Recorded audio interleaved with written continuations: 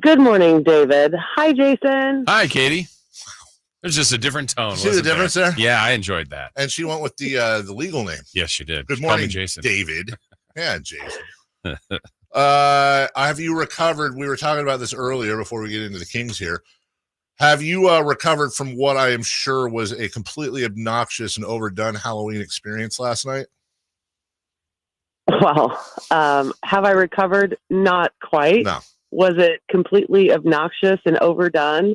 Not by my standards. Yeah, it was a great day. It was a great day. Yeah. What's the rough number of guests of trick-or-treaters that came by the house? Okay, so I went with my kids down. They saw their Nana, so we went there, and then we took them to the Fab 40s, which I don't know if any of you guys have ever gone down there for Halloween. It's the most insane experience. There was actually a house that had a full mariachi band that was playing from their balcony, and they had like a whole area set up for people to come and sit, and the guy had somehow acquired California's largest pumpkin ever grown on record and carved it for a photo opportunity for people. So I just left a bunch of candy out front with all of my really overdone and spooky decorations.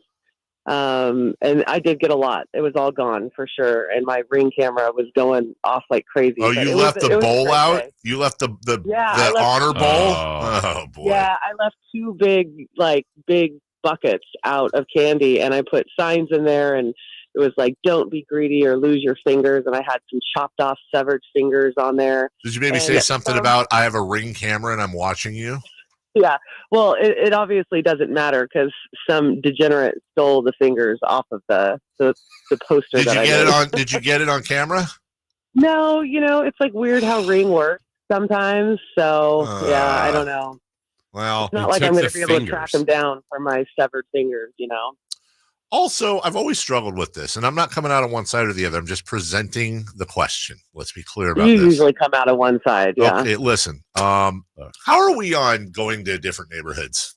With it's kind of controversial. So that's the interesting thing, I guess. Like, should you have to trick or treat in your own Is it okay for everybody to descend on this one poor neighborhood and put these people out?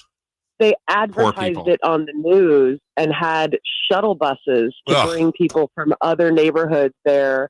Because if you think about it, I think it's really a cool idea in the sense that there are some neighborhoods that there's not a lot of trick-or-treating. There's not a lot of, it might be a little bit more of a dangerous neighborhood. And so I think it's great for families to be able to come to this. And it's a spectacle. I mean, I don't think a lot of people go to that type of work to have, the 40 houses on their block be the only people that come. So, but, I understand the point where you're coming from, but they advertised for people to come. They shuttled people in. So it was a really cool experience. Would it be inappropriate if a neighborhood like that charged admission to be able to trick or treat there? $5 goes to charity. I don't know. Who's collecting it? So you got somebody at a table dressed in something with spooky skeletons, and hey, this block right here, $5. Cordon it off. Dave's really thought this through, hasn't he? I feel, because I've done both. I've stuck to my neighborhood, and then we've also gone to different. And I'm not gonna lie, like, I sometimes feel guilty when I would take my kids to different neighborhoods other than my own. Like, I'm somehow infringing on the native of those neighborhood kids by bringing my dumb kids to jack their candy. There's a lot of older families in the Fab 40s that are grandparents, and their children have grown and gone. And so I don't know, but how about them Kings?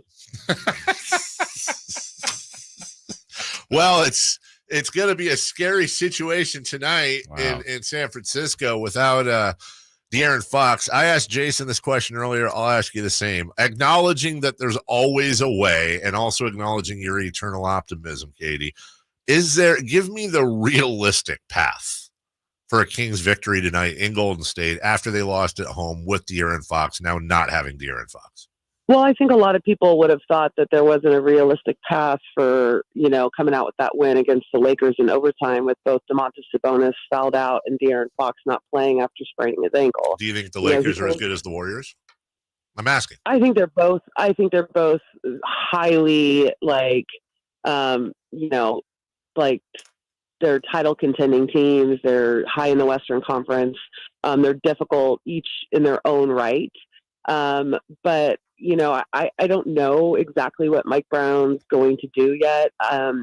I have a feeling if I were to guess right now, and it's 8:00 in the morning and I had Halloween all day yesterday, so I haven't started my prep yet, but I would probably venture to say there's a chance that Chris Huerter could start in place of De'Aaron Fox just for the defense alone.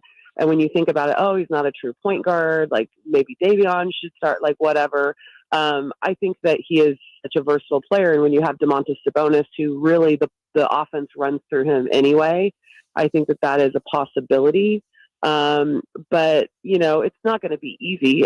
We haven't been able yet this season to beat them. Obviously, when you look at the preseason, that's one thing, but the home opener here against them, it was a game that I really thought had gone south. And then it was De'Aaron Fox's heroics that made it, a game down the stretch and gave them the chance to win. So yes, it's going to be difficult, but Mike Brown is so good at getting, the best out of his guys and figuring out the tweaks and lineup changes. So I think that it'll be really interesting to see how it plays out. And as we know, you guys, when a star player is not playing for a team, sometimes they're really dangerous because the Warriors don't know what to expect. They don't know how they're going to make the changes. And a lot of their game plan generally goes and is focused on De'Aaron. So what does that look like when he's out?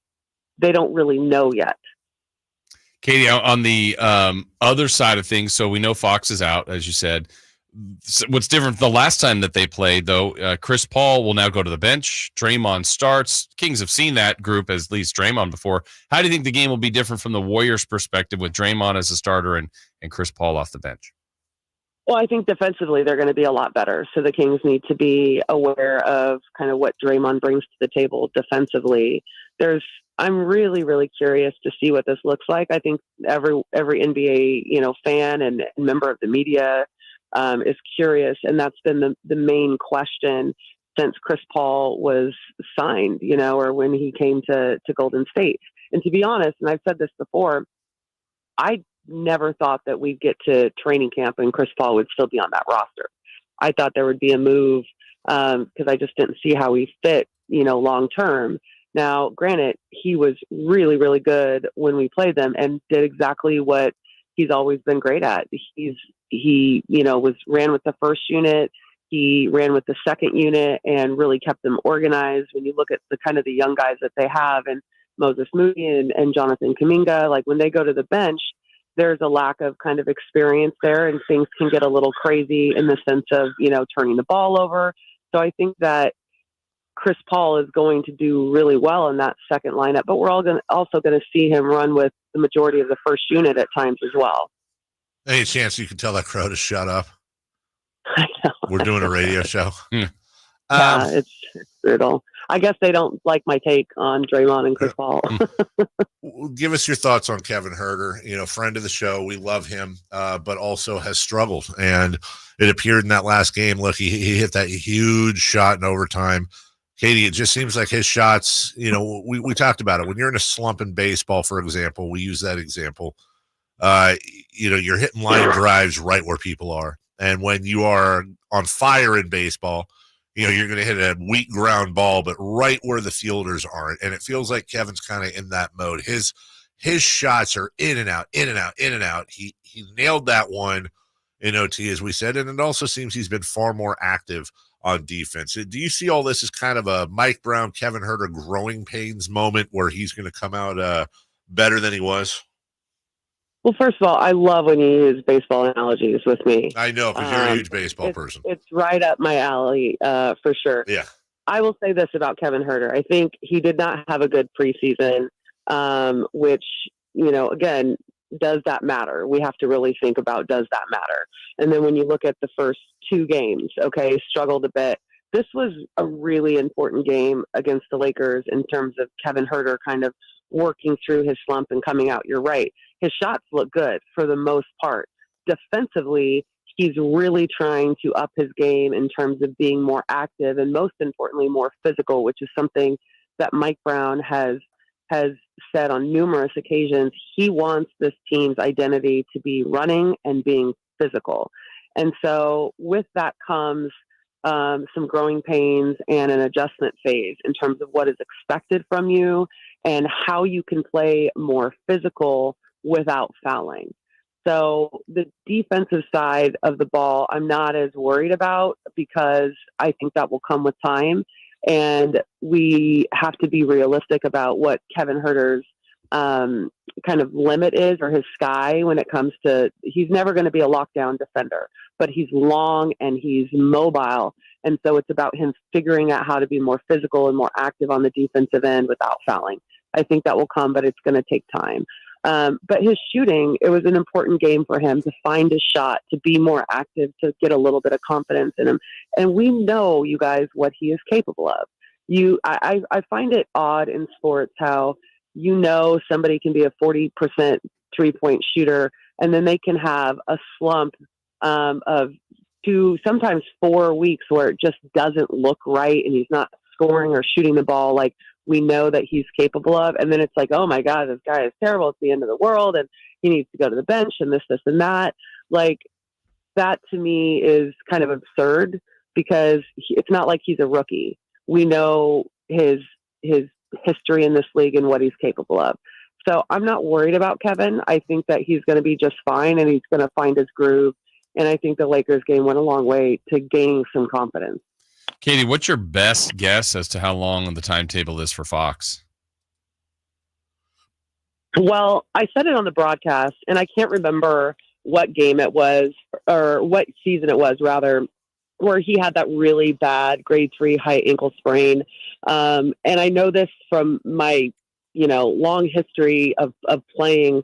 Once you really kind of destroy an ankle, for lack of a better term, which is basically what a grade 3 ankle sprain is, you roll your ankles all the time. But the good thing about it is it's never going to be severe like that again. And the recovery time is a lot quicker, because in essence, you've already kind of destroyed everything in your ankle.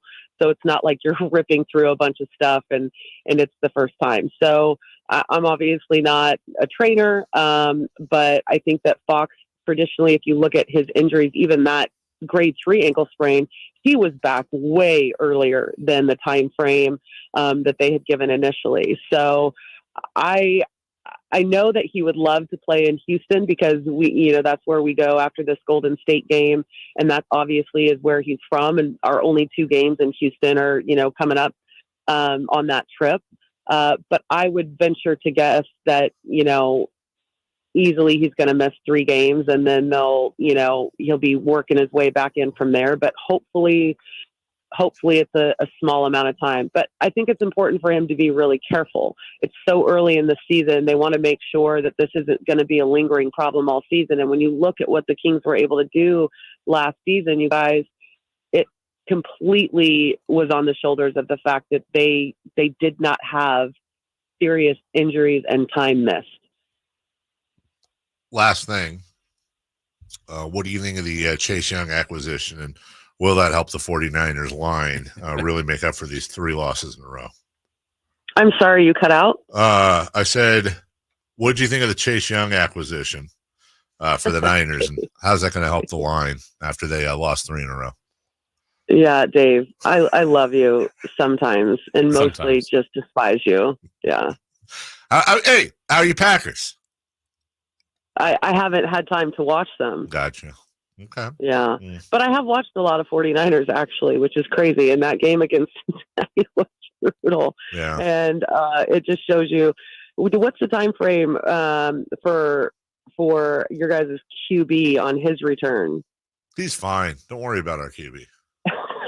It's fine. Because I know it really sucks to start 5-0 and then to lose 3 straight. Okay, I don't like where this interview's going all of a sudden. So you started it. I did kind of, and then she just did her thing. Yeah. Katie, congratulations on getting through yet another Halloween. I did text you last night. I received absolutely no pictures of the outfit. I'm talking about your child, not you. I haven't posted anything yet either. I went as like a Victorian, like a lady, like from woman from the Victorian era, which was quite like Downton Abbey looking. No, like Victorian era, not 1920s, Dave. Not a flapper. Yeah. Gotcha. Like a little. Is that like Little Women? Like 1800s. Okay. No, definitely not. So like Queen Victoria. Right, this has been like honestly like one of the best interviews that we've ever done. I'm glad that this is my first one, and this is what sets the bar. How do we not have a sponsor for this? I don't know. Right. All right. Well, have a safe drive. You're driving down there, right?